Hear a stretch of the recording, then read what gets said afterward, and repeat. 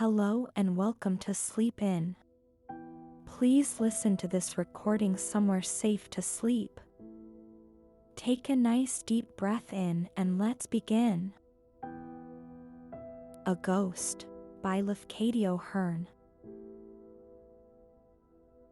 Perhaps the man who never wanders away from the place of his birth may pass all his life without knowing ghosts, but the nomad is more than likely to make their acquaintance.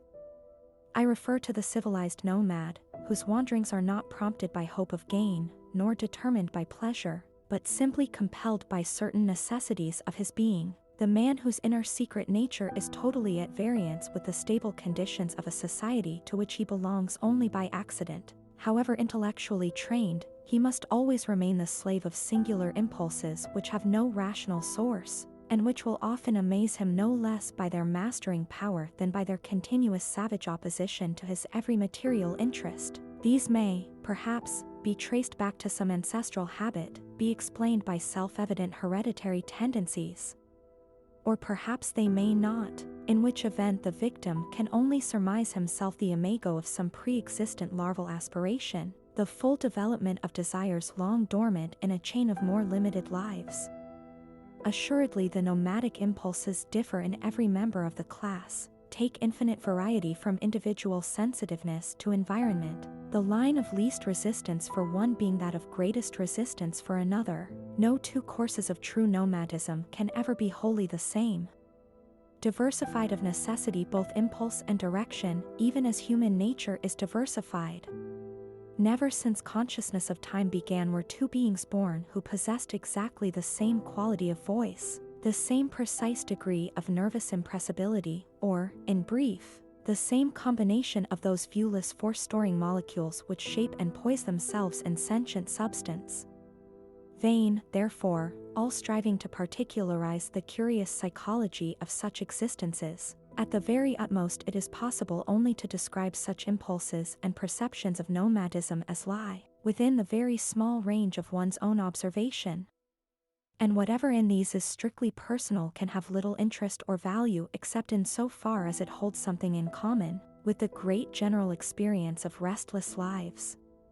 To such experience may belong, I think, one ultimate result of all those irrational partings, self-wrecking, sudden isolations, abrupt severances from all attachment, which form the history of the nomad, the knowledge that a strong silence is ever deepening and expanding about one's life, and that in that silence there are ghosts.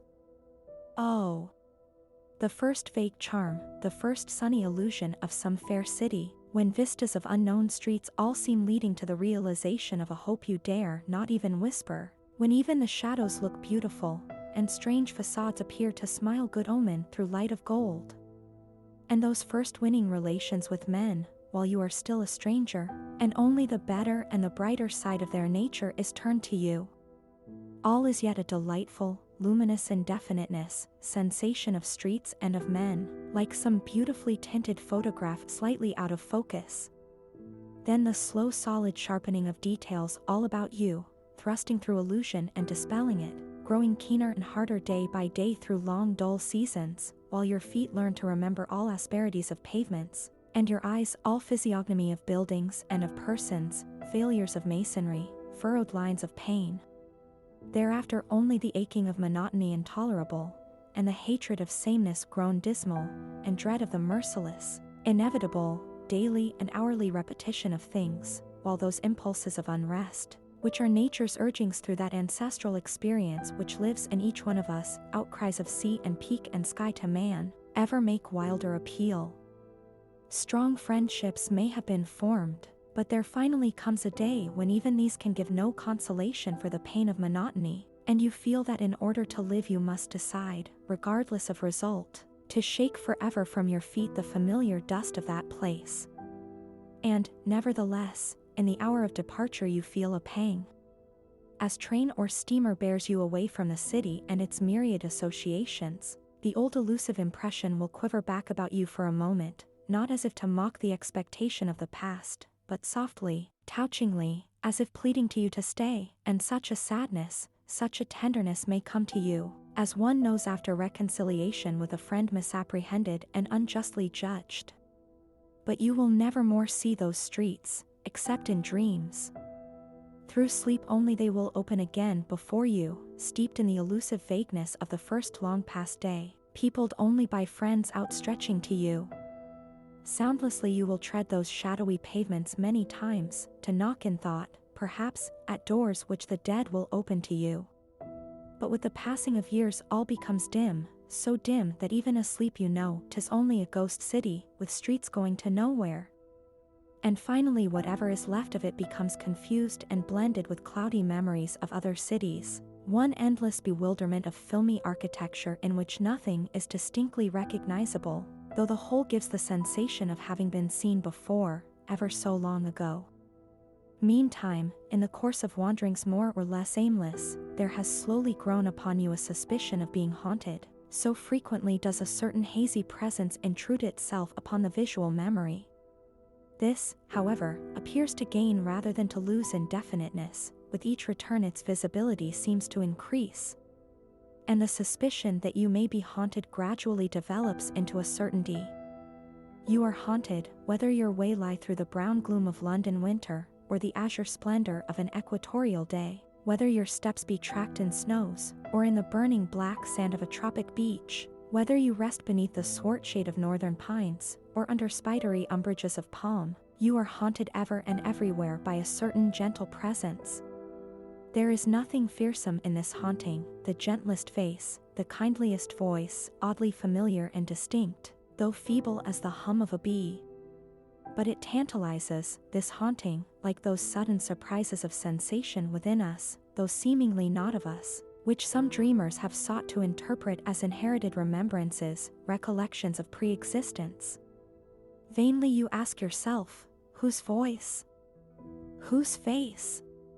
It is neither young nor old, the face, it has a vapory indefinableness that leaves it a riddle, its diaphaneity reveals no particular tint, perhaps you may not even be quite sure whether it has a beard. But its expression is always gracious, passionless, smiling, like the smiling of unknown friends in dreams, with infinite indulgence for any folly, even a dream folly. Except in that you cannot permanently banish it, the presence offers no positive resistance to your will, it accepts each caprice with obedience, it meets your every whim with angelic patience. It is never critical, never makes plaint even by a look, never proves irksome, yet you cannot ignore it, because of a certain queer power it possesses to make something stir and quiver in your heart, like an old vague sweet regret, something buried alive which will not die.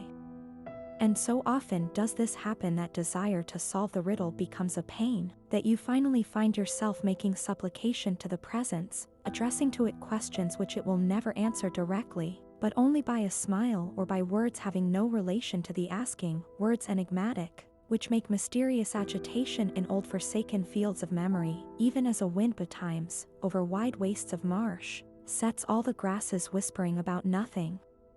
But you will question on, untiringly, through the nights and days of years.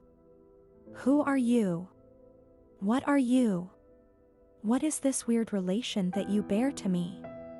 All you say to me I feel that I have heard before, but where? But when? By what name am I to call you, since you will answer to none that I remember?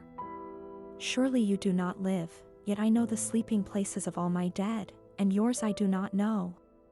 Neither are you any dream, for dreams distort and change, and you are ever the same. Nor are you any hallucination, for all my senses are still vivid and strong. This only I know beyond doubt, that you are of the past, you belong to memory, but to the memory of what dead sons? Then, some day or night, unexpectedly, there comes to you at least, with a soft swift tingling shock as of fingers invisible, the knowledge that the face is not the memory of any one face, but a multiple image formed of the traits of many dear faces, superimposed by remembrance, and interblended by affection into one ghostly personality, infinitely sympathetic, phantasmally beautiful, a composite of recollections. And the voice is the echo of no one voice, but the echoing of many voices, molten into a single utterance, a single impossible tone, thin through remoteness of time, but inexpressibly caressing. Thou most gentle composite, thou nameless and exquisite unreality, thrilled into semblance of being from out the sum of all lost sympathies, thou ghost of all dear vanished things, with thy vain appeal of eyes that looked for my coming, and vague faint pleading of voices against oblivion, and thin electric touch of buried hands, must thou pass away forever with my passing, even as the shadow that I cast, O thou shadowing of souls? I am not sure. For there comes to me this dream, that if aught in human life hold power to pass, like a swerved sunray through interstellar spaces, into the infinite mystery, to send one sweet strong vibration through immemorial time, might not some luminous future be peopled with such as thou? And in so far as that which makes for us the subtlest charm of being can lend one choral note to the symphony of the unknowable purpose, in so much might there not endure also to greet thee, another composite one, embodying, indeed, the comeliness of many lives, yet keeping likewise some visible memory of all that may have been gracious in this thy friend,